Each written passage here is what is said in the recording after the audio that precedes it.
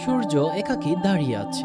সে এক অগ্নিপিণ্ডের সম্রাট, যার রাজসভায় গ্রহরা নাচে এক অদৃশ্য মধ্যাকর্ষণের তালে। সে তার উত্তাপ চড়ায় উদার হস্তে, কিন্তু কখনো স্পর্শ করে না কাউকে। নিষ্ঠুর নিঃসঙ্গতার এই সম্রাট জানে, গ্রহরা তার চারদিকে ঘুরলেও কেউ আসবে না তার কাছে। তবুও সে জ্বলে, শুধু জ্বলে যেতেই থাকে। গ্রহরা হলো ভ্রাম্যমান কবি, প্রতিটি নিজের ছন্দে ডুবে আছে, বুধ ক্ষুদ্র ও দ্রুত, যেন সময়ের ফিসফিসানি। শুক্র মায়াবী, বিষাক্ত মেঘের আড়ালে লুকিয়ে রাখে তার জ্বলন্ত যন্ত্রণা। পৃথিবী একা নীলাকাশের গল্পকার, যে নিজের বুকে লালন করে কোটি কোটি প্রশ্ন। মঙ্গল লালচে এক সন্ন্যাসী, যে ধ্যানমগ্ন। হয়তো একদিন এর বুকে জল ছিল, হয়তো ছিল প্রাণের স্পন্দন। এখন শুধুই আছে ধূলিঝড়ের গান। বৃহস্পতি এক দানবীয় রক্ষক, যার মধ্যাকর্ষণ ডাল পৃথিবীকে রক্ষা করে উল্কাপিণ্ডের আঘাত থেকে। সে নিজে গ্যাসের রাজা, কিন্তু তার উপগ্রহ ইউরোপার বরফের নিচে লুকিয়ে আছে সমুদ্র, যেন মহাবিশ্বের রহস্য হাতছানি দিয়ে ডাকে। শনি তার বলয় নিয়ে বসে আছে এক অহংকারী শিল্পীর মতো, যেন বলেছে, দেখো, সৌন্দর্য এভাবেও হতে পারে। ইউরেনাস ও নেপচুন দূরের দুজন নিঃসঙ্গ যাত্রী, নীল ও বিষাদের রঙে মোড়া। তাদের কক্ষপথ এতই দূরবর্তী যে সূর্যের আলো সেখানে পৌঁছায় ক্লান্ত হয়ে। তারা যেন মহাকাশের শেষ প্রান্তে দাঁড়িয়ে থাকা দুই দার্শনিক, যারা জানেন সব উত্তর, কিন্তু বলবেন না কখনো। চাঁদ, সে তো পৃথিবীর একমাত্র সঙ্গী, এক নিঃসঙ্গ প্রেমিক, যে নিজের মুখ আলোয় ভরিয়ে তুলে শুধু পৃথিবীর দিকে থাকে। সে জানে সে মৃত, তার হৃদয়ে আগুন নিভে গেছে কোটি বছর আগে। তবু সে জ্বলে প্রতিফলিত আলোয়, শুধু এই বলে, তুমি আমাকে দেখো। আর ব্ল্যাক হোল, সে মহাকাশের শেষ কবরস্থান, যেখানে আলো, সময়, স্মৃতিও মিলিয়ে যায়। সে কোনো প্রশ্নের উত্তর দেয় না, শুধু গিলে নেয়। হয়তো সে মহাবিশ্বের সবচেয়ে সৎ বস্তু, একেবারে আড়ম্বরহীন, শুধু একটি সংকেত, সমাপ্তি আছে। মহাকাশের শেষ সীমানা কোথায়? হয়তো আমাদের মনের ভেতরে। আমরা যখন নক্ষত্রের দিকে তাকাই, তখন আসলে নিজেদের আতলান্তিক নিঃসঙ্গতার দিকে তাকাই। সৌরজগৎ আমাদের ভারী, কিন্তু আমরা চাই ভ্রমণ করতে, যেখানে পৌঁছানো যায় না। হয়তো সত্যিকারের শেষ সীমানা হলো সেই জায়গা যেখানে পৌঁছানোর পর আর কোনো প্রশ্ন থাকে না। মহাকাশ কখনো শেষ হয় না, শুধু আমাদের প্রশ্নগুলোই শেষ হয়ে যায়। আমরা সবাই জানি সূর্যের চারপাশে ঘুরছে গ্রহ, গ্রহাণু, ধূমকেতু, কিন্তু কখনো ভেবে দেখেছেন সৌরজগতের শেষ সীমানা কোথায়? আর তারপরেই বাকি আছে।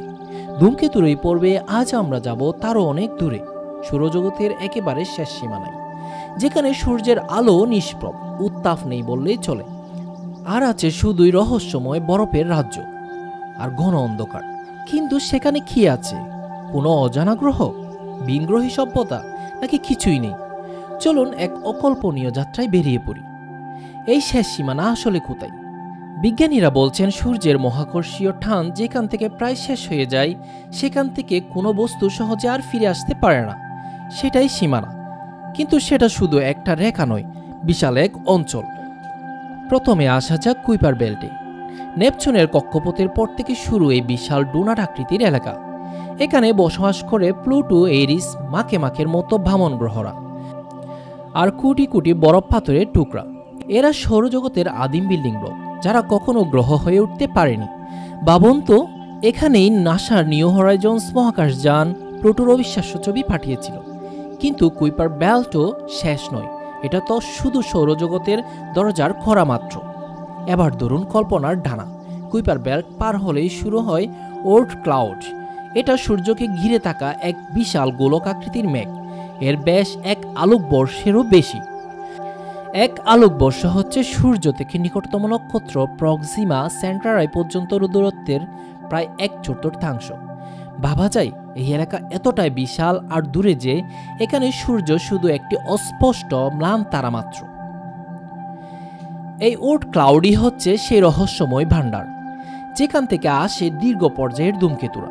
কখনো কখনো কোনো তারার মহাকর্ষীয় টানে এদের কেউ কেউ টলমল করে ভেতরের দিকে ছুটে আসে, আর আমরা তখন আকাশে দেখি তাদের সুদীর্ঘ জলমলে লেজ। এই বস্তুগুলো প্রায় বিশুদ্ধ বরফ, যারা তৈরি পানি, মিথেন, অ্যামোনিয়ার মাধ্যমে আর ধূলিকণা দিয়ে। সৌরজগতের জন্মের সময়কার আদিম উপাদান। এদের সংখ্যা লক্ষ কোটি হতে পারে, কিন্তু এগুলো এত দূরে, এত ছোট, এত অন্ধকারে যে আমরা সরাসরি কখনো ওর্ট ক্লাউড দেখিনি। এটা শুধু একটি তাত্ত্বিক মডেল, কিন্তু সব ধূমকেতুর গতিপথ বিশ্লেষণ করে বিজ্ঞানীরা নিশ্চিত এটা অবশ্যই আছে। শেষ সীমানা সম্পর্কে আমাদের জ্ঞান বাড়ানোর মূল হাতিয়ার কি জানেন? Voyager mission. 1977 সালে ছোড়া ভয়েজার 1 আর ভয়েজার 2 মহাকাশযান। এরা জুপিটার, স্যাটার্ন, ইউরেনাস, নেপচুনের অবিশ্বাস্য ছবি তুলে পাঠিয়েছে, কিন্তু তারপর তারা চলতেই থেকেছে। 2012 সালে ভয়েজার 1 ইতিহাস সৃষ্টি করলো। সেটি সৌরজগতের সীমানা পার করে আন্তঃনাক্ষত্রিক স্থানে প্রবেশ করলো, মানে সূর্যের চারপাশের প্রটেক্টিভ বুদবুদ ছাড়িয়ে গেল। ভয়েজার 2 ও সেখানে 2018 সালে পৌঁছেছে। এরা এখন ওর্ট ক্লাউডের সীমানায় চলে এসেছে, কিন্তু পুরো ওর্ট ক্লাউড পার হতে তাদের লাগবে আরও 300 বছর। আর এর শেষ প্রান্ত ছাড়িয়ে পুরোপুরি বের হতে সময় লাগবে 30,000 বছর। ভয়েজাররা পাঠাচ্ছে মহাকাশের সেই অঞ্চলের তথ্য যেখানে সূর্যের প্রভাব প্রায় শূন্য। অন্য নক্ষত্রের পদার্থের প্রভাব শুরু হয়েছে। প্রতিটি ডেটা আমাদের জন্য অমূল্য। আর মনে আছে, প্রতিটি ভয়েজার জানে আছে গোল্ডেন রেকর্ড, পৃথিবীর শব্দ, সঙ্গীত, ভাষা আর ছবি বিনগ্রহীদের জন্য। যদি কখনো কেউ ধরে ফেলে, তাহলে সৌরজগতের শেষ সীমানায় কি আছে? একটি বিশাল অদৃশ্য বরফের ভাণ্ডার, ওর্ট ক্লাউড, আদিম ধূমকেতুদের ঠিকানা, আর তার বাইরে অনন্ত গাঢ় আন্তঃনাক্ষত্রিক শূন্যতা। আপনার কি মনে হয়, ওর্ট ক্লাউডের গভীরে কি কোনো বিস্ময় লুকিয়ে আছে? ভয়েজার কি কখনো কোনো বিনগ্রহীর হাতে পড়বে? আমরা এখনো সৌরজগতের শেষ সীমানা নিয়ে অনুমান করছি, কারণ আমরা সেখানে পৌঁছাইনি। হয়তো একদিন মানবজাতি সত্যি পাড়ি জমাবে সেই অজানা প্রান্তরে, আর তখনই আমরা জানব সৌরজগতের বাইরে আসলে কি আছে। সৌরজগতের শেষ সীমানা রহস্যময় যাত্রা এখানে শেষ করছি। ভিডিওটি ভালো লাগলে লাইক, কমেন্ট, শেয়ার এবং সাবস্ক্রাইব করে দিন। পাশে থাকুন যাতে মহাকাশের আরও গভীর রহস্য নিয়ে আপনাদের সামনে হাজির হতে পারি। ধন্যবাদ।